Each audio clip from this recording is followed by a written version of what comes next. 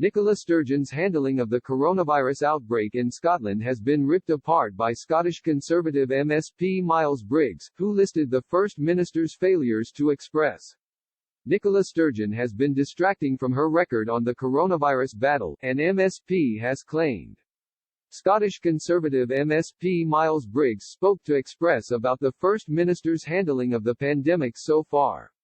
He warned the SNP had made major mistakes that were tantamount to scandals. Mr. Briggs said, Nicola Sturgeon's been able to distract from some of the problems we've seen around testing.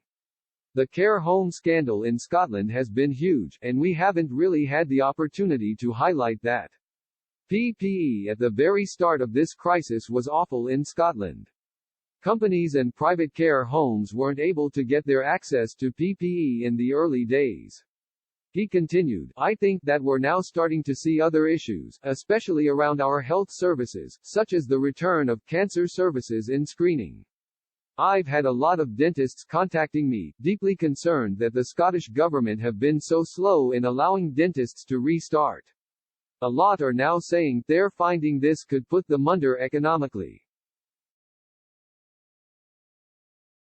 We could actually see an additional health crisis in Scotland where dentistry, for example, is not sustainable in the future unless we do something. The MSP added, there's a lot of things Nicola Sturgeon hasn't really had herself questioned by the UK media.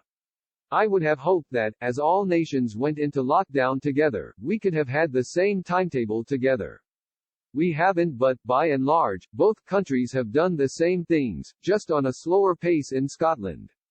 Some Scottish care homes had reportedly been forced to rely on donations from individuals and organizations to fight coronavirus early on in the outbreak.